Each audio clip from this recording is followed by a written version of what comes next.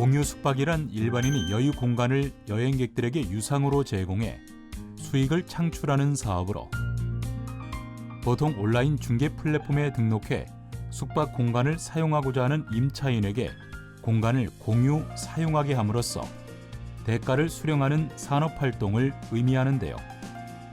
그렇다면 공유 숙박을 운영할 때 유의해야 할 세금 신고 사항은 없는지 공유 숙박 사업자의 세금 신고 총정리 지금 시작합니다.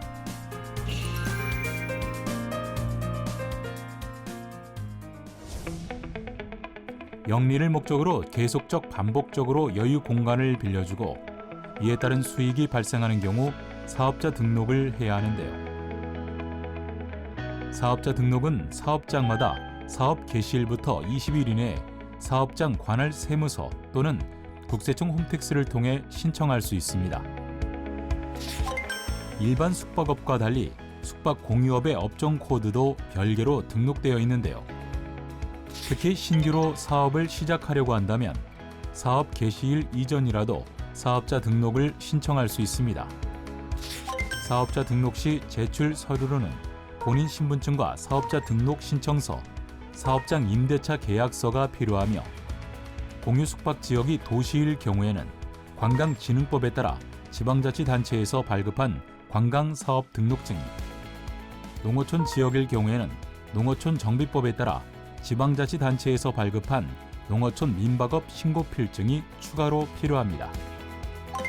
만일 사업 개시일로부터 20일 이내에 사업자 등록을 하지 않은 경우에는 실제 사업을 하는 것으로 확인되는 날의 직전일까지의 공급가액 합계액의 1%에 상당하는 금액을 가산세로 부담해야 하는데요. 물론 사업자 등록을 하기 전에 매입세액도 매출세액에서 공제받을 수 없습니다.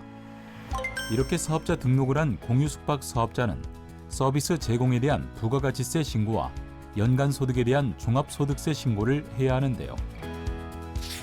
먼저 부가가치세는 과세 유형에 따라 신고와 납부 기한이 달라집니다.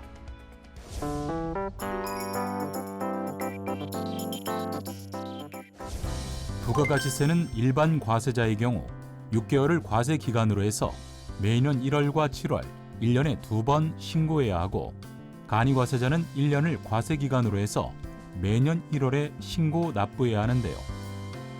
다만 직전 연도 공급 대가가 4,800만 원에서 1억 400만 원 미만인 간이과세자가 부가가치세 예정 부과 기간에 세금 계산서를 발급한 경우 예정 신고를 해야 합니다. 그렇다면 여기서 잠깐 일반 과세자와 간이과세자는 어떻게 구분해야 할까요? 신규 사업자의 경우 세금 계산서 발급 의무 등의 차이를 고려해 일반 과세자와 간이과세자 중 어느 과세 유형이 적합한지를 판단해서 사업자 등록을 해야 하는데요. 계속 사업자라면 부가가치세 신고 실적 등에 따라 다음 연도의 과세 유형을 새롭게 판정하게 됩니다. 특히 부가가치세는 재화 등을 판매할 때 상대방으로부터 받은 매출세액에서 재화 등을 구입할 때 상대방에게 지급한 매입세액을 차감해 부가가치세 납부세액을 계산하는데요. 일반 과세자는 부가가치세 매출세액에서 매입세액을 차감해 납부세액을 계산하며 간이과세자는 업종별 부가가치율을 적용한 매출세액에서 매입세금 계산서 등의 공급대가에 0.5%를 곱한 금액을 차감해 납부세액을 계산합니다.